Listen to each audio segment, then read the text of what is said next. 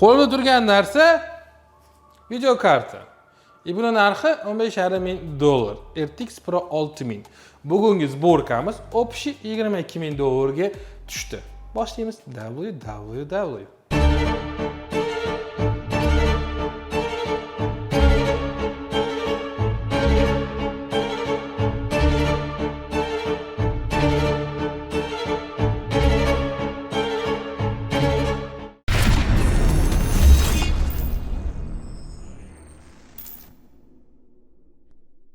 Assalomu alaykum, sizlar Shahzod Shodiyev va bugungi noodatiy sborkamiz. Nega odatda biz nima yig'amiz? Игровой sborka yig'amiz. Kiberpunk tekshiramiz. Tam i5 oxirgi payt başqa byudjetli segmentda yig'amiz. Bu boshqa tema. Bu yerda bizda video kartamiz 96 gigabaytli. То есть 90 video kartada 32, bu yerda 3 barobar ko'proq. Plus bu video kartamizda исправление ошибок, то есть korreksiya ошибок funksiyasi bor. То есть hamma xatolarni o'zi avtomat ravishda to'g'rilab boradi. Bu video kartani o'yinga ishlatish juda katta xato. Bu как будто sizlarning Formula 1 bor mashinasi. O'sha mashinada kartoshka qishloqqa olib ketishdagi. Ichida biza общий 192 gigabayt operativka qo'yamiz, чтобы bizani video kartamiz to'xtamasdan ishlash uchun. My friends summachalar ko'zimga ko'rinib ketyapti. Defitsit payti, sun'iy intellekt payti, ikkita 4 terabayt 990 Pro. Okey, hali bu hammasi emas. 9100 2 terabayt. Общий Samsung brendidan super tezlikda ishlaydigan 10 terabayt. Protsessorimiz eng prostoyi 9950X. Nima deyapman? 16 yadroku. Materinskiy plata dunyodagi eng zo'r, конечно же, Republic of Gamers brendidan Asus ROG X870 Hero. Superflower brendidan 1200 watt blok питания. Albatta Arctic brendidan 420 tali dunyodagi eng zo'r охлаждение chiqaruvchidan manaqa cooler. Bu cooler hamma kesgan tushmaydi. Bahaybat kesamiz, o'sha yig'ilish jarayonida sizlar ko'rib ketasizlar. Bu sborkani yig'ish uchun men o'zimni injenerchamman. My friend, nice to meet you. Chaqiraman Ibrohim. Tak, bu video kartamiz bizda RTX Pro 6000 Max Q varianti. Nimaga именно Max Q? Bu video kart qolganidan farqi energiya потреблениесі ancha pastroq, to есть 2 barobar. Bu degani biza bemalol tam 2-3 ta video karta qo'shishimiz mumkin agar bizani prosimiz shunaqa katta bo'lsa. Nima uchun вообще bu sborkalar ishlatiladi? Nima kerak 96 gigabayt video pamyat? Avvalambor bu sun'iy intellekt, to есть buni обучение uchun va agentlarni обученияsi uchun bu video kart kerak yoki xohlasanglar o'sha 8K montajdagi video korreksiya va video tsveta korreksiyaga bu video kart ishlatiladi. Nimaga 192 gigabayt, o'sha 96 gigabaytni ishlatish uchun bizda постоянно informatsiya operativkada birinchi avvalambor turadi. Operativkadan уже video karta o'tadi. 8 terabaytimizda arxiv uchun. Tak, my friends, biz уже platani ochdik. Nimaga X870 Hero? Ideya bo'yicha ikkita video karta ham qo'ya olmaymiz. X870 Hero'ni tanlaganimiz, hozir bizda 4 ta planka. Shuni maksimal darajada hozir o'zini chastasi 6000 bo'lsa, Expo'da shu 6000 ga stabilroq qilishimiz kerak. X870 chipsetda bo'lib хотя бы oxirgi BIOSdan keyin ozgina biz ham shans bor xullas. Shu narsani stabillashtirish. Operativka bilan protsessorni sinxronizatsiya qilishmi? Nima uchun именно ROG? Masalan, ROGda примерно 18+2 stage bo'lsa, faza питанияsi 1980 amper zapasi bor. No protsessori потреблениесі 200-250 amperli chiqadi примерно. Nima uchun buncha даже 10-15x zapas desangiz, чтобы qancha mana bu narsa full nagruzkada kamroq zanit bo'lsa, umri uzoq bo'ladi. Bizga full nagruzka kerak. SSD 990 Pro nima uchun kerak? SSD imенно 990 bilan 9100 konsumerdan ko'ra ko'proq AI ish uchun chiqarilgan. IOPSlari kattaroq. Bu input output operation per second degani. Shunday mana bu AI modellar chalkash bo'ladi. Xullas videoga o'xshagan bitta selli narsa bo'lmaydi. Har xil balama partish bo'lganligi uchun o'sha yozish o'qish tezligi sekvental. Birinchidan yuqori tezligi, ikkinchidan qizib ketib qolgan taqdirda ham o'sha throttling bergani bilan sizda ancha skorost balandroq bo'ladi. Okey, hozir biz дополнительно o'sha охлаждениячalarini qo'ydik, to'g'rimi? Da. Astiga noshkasini qo'yish kerak har doim SSDni. Sababi qiziganda teshayadi.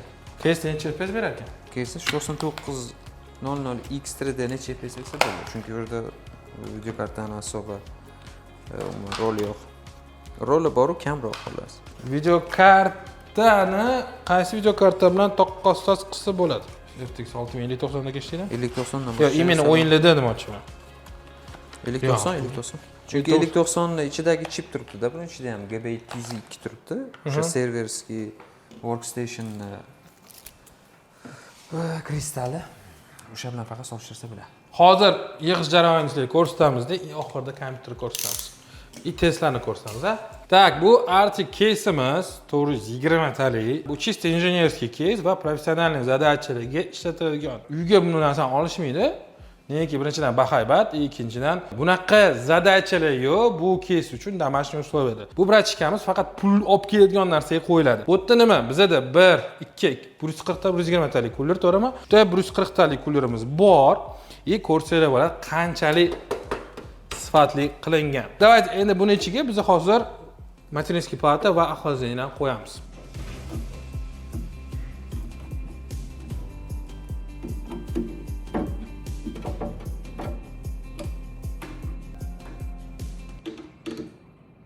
Tak, endi blok питания. Nimaga именно shu blok питания tanlandi? Superflower bizda mashhur emas, lekin SNGda ham, o'sha Amerikada ham ko'pincha mashhur.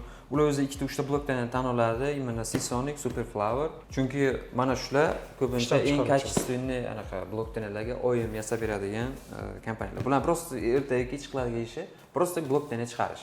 Mikrofon yo'q. Mana telefon o'ziga olamiz. Negaki уже kech bo'ldi. O'zimiz hozir nasrokani qolamiz, birga kelamiz. Montajyorlar bilan, kameramenlar bilan kechigacha hokimiyat shunaqa gaplar. Tak, shuni ko'rsataman, my friends. Nima bo'pti bo'lyapti? Teslani qolamiz. Nasrokani qildi, optimizatsiyani ko'rsatmaymiz, my friends. Okay, tushuntiring nima bo'pti, nima Tesla? Hozir birinchi biz gradusni ko'rsatamiz. Mana bu yoqda 87 gradus, pamyat 86 gradus, hotspot 91 gradus ushlab ko'ring. Qani? Muncha suv. Просто turbina bo'lganligi uchun keyingisi bizada. Hop. Interesli narsa bizada eng katta hozir gain mana shu yerda bo'ldi. 3200 shinada ishlayotadi. Hozir vaqtimiz yo'q, to'g'risi uni ko'tarishga 5200 da hozircha stabil. 4 ta plankani 5200 qildingiz, korоче. 4 ta planka 5200 192 GB. Hozirgi formatdagi testidan shu bilsa bo'ladi, bu 5090 dan kamroq ishlayapti. Nimaga? Mana bu joyda xullas 5070 Ti 270 FPS beradi. Bu 350. Burada 350. 270 berdi degani 5070 xullas 5090 5070 ni double performance. Любой o'yinda xohlagancha tekshirish eng zo'r usuli, shuncha tekshirgan 4 5090 tekshirgan bo'lsam, hammasida 5070 Ti ni double performance. Masalan, Steam Nomad'da ham 7200 ball to'plasa 5090 14.5 Endi bu video karta FPS ko'rsatmasdi baribir. Bu просто shu 96 GB, bu yerda bizda o'sha 8K rendering, 8K emas, 8 hech narsa bu. 16K rendering qilish uchun, asosan o'sha modelni qidirish uchun. Eksperiment qilamiz, nega Linux turibdi. Примерно average, короче, 55 1 minutda yonadi, 55 sekund. Bu ideal, bu zo'r, lekin 1 minut 4 ta planka yonishligi uchun zo'r rezultat, потому что odatda 3 minut yonadi. Tak, qanchada yonar ekan? 15 hozir trening ketyapti. 15 dan o'tdi degani все, уже operatsiya trening tugadi. Qolgan shu komponentlar 20 sekund.